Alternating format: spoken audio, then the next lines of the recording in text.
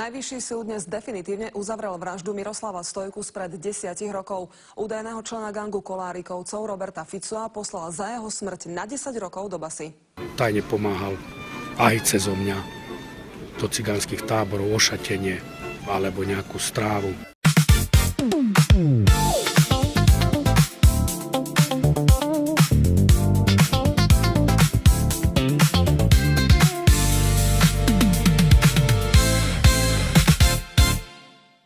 Takže zdravím vás, priatelia, pri ďalšom podcaste. Jak som vám sľúbil, pustím sa na mafiánske témy a nemôže mi s tým pomôcť nikto iný ako pán Robert Ficu. Zdravím vás pekne. Dobrý večer, prajem. Ďakujem za privítanie. Ľudia, zdravím vás. Takže táto séria bude o pánovi Ficovi. Budú tam kriminálne kauzy, ako vyrastal, ako spolupracoval veľmi známym s Robertom Holubom a ďalšími priateľmi. Chcem pozdraviť ľudí a chcem samozrejme ľuďom odkázať, že rozhodol som sa po dlhšom uvážení, že budem rozprávať o svojom životopise od mlada, čo som vyrastol, čo som prešiel, pretože si myslím osobne, že je to pre mládež veľmi náučné, aby sa istým veci vyhli, aby isté veci neopakovali, porozmýšľali o tých veciach, pretože nehovorím, že to bol zlý život, hej, lebo prežili sme aj ťažké chvíle, ktoré sa nám vtedy páčili, ale odnieslo to veľmi ťažké veci, hlavne pre rodinu, pre manželku, pre mami, pre otcov, pre bratov a takto ďalej. Chcem pokračovať tým, že nemusel som odsedieť napríklad 15 rokov väzenia v najťažších zariadeniach a tak ďalej. Nemuseli sme trpieť rodina toľko veľa. Avšak sú veci, na ktoré aj radi spomíname. Áno, určite. Sú aj pekné časy. Tak a hlavne by som chcel týmto videom odkázať aj ľuďom, ktorých sa možno dotknem citovo, ktorí stratili synov, hej, pretože ja sa chcem očistiť. Síce ma očistili už pár ľudia túto tému, ale ja osobne sa chcem očistiť od vecí, ktoré som bol obvinený a myslím si, že aj veľakrát som neprávom odsedel dlhé roky. Presne tak. A mne sa zdá ako veľký vzor, ako správny chlap, ste s tým išli s týčenou hlavou. Tak áno, ja som nevidel dôvod, prečo by som sa nemal priznať k trestnému činu, ktoré som spáchal.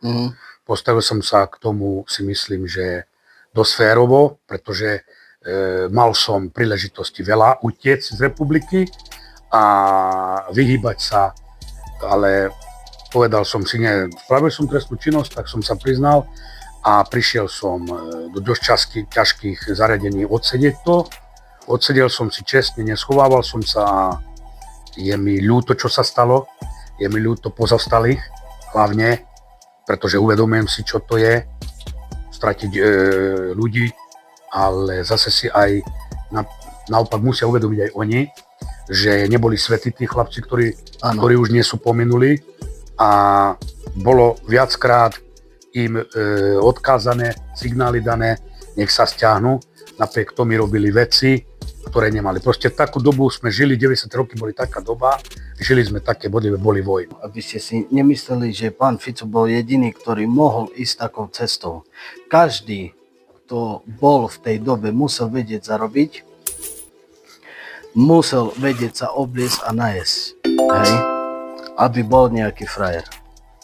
Niektorí tak začínali, ale preto pôjdeme váš príbeh, celkovo, ako ste začali od mlada, aby si nemysleli, že niekto vás do toho stiahol. Bude to veľmi zaujímavé, pretože keď som prečítal veľa mafiánskych knížiek a také veci, veľa z nás, ako nenazývam sa mafiánom, lebo ja som bol naozaj malá ryba, ale bol som tam, točil som sa medzi ľudí, prešiel som 5 generácií gangov, 5 bossov a mám k tomu čo povedať. A chcel by som povedať pokorne tak, jak naozaj boli. Boli časy, keď naozaj sme nemali na chleba a ja som bol práve ten človek, ktorý nazval Holubovú mafiu zo začiatku Kouduš mafia. Je to po maďarsky a po slovensky to znamená žobrácka mafia. Pretože dakedy boli časy, keď sme zlato museli dať do záležnej reťazky od manželek, aby sme mali do hladničky čo kúpiť. Bude to, verte mi, zaujímavé. Bude to veľmi, veľmi ale knihu napísať alebo nadiktovať by to bolo nadlho a myslím si, že takto v podcaste tu s mladým pánom, s mladým frajerom, ktorý v mojich očiach je šikulka, naozaj, dole klobúk pred ním, promovaný človek a veľmi šikovný barber. Vidíte sami, že založil veľmi schopnú barbershopingu, takže bude to zaujímavé. Vyjadrím sa k Cholubovi Robertovi. V mojich očiach to bol pán. Raz za 1000 rokov sa rodia takí cigáni. Chlapci. Mal veľké srdce, strašne veľké srdce mal. Vedel opätovať dobrotu a bol veľmi tvrdý. Bol tvrdý, nekompromisný. Ale srdce mal na mieste. Nemal rád frajerov, ktorí zo seba robili. Miloval chudobných, pomáhal im. Ale čo sa týka športu, bol to neskutočne dobrý športovec. Podotýkam, nebol to olajský cigán. Hej? Bol to Rumungráč. Zo Žehry. Chodil som k nemu domov a on chodil ku mne domov. Poznám sa jeho s bratmi veľmi dobre. Pozdravujem vás, Ďuso a Ferko, a prajem vám Božieho požehnania. Ja som toho človeka, priam pozrite sa, husia koža, miloval, pretože on ma zobral z ulice z ničeho a urobil zo mňa čo urobil. Áno, nedal na mňa dopustiť. Ani Rusom, ani Albáncom nikomu nedovolil, aby sa ma dotkli, alebo dačo, hej. Bol som jeho zlodejom, boli sme zlodeji, kradli sme, keď sme chceli prežiť a robili sme ďalšie veci a podrobne vám všetko budem vysvetľovať, ako sa prepracoval hore. Super. Tak toto necháme tak.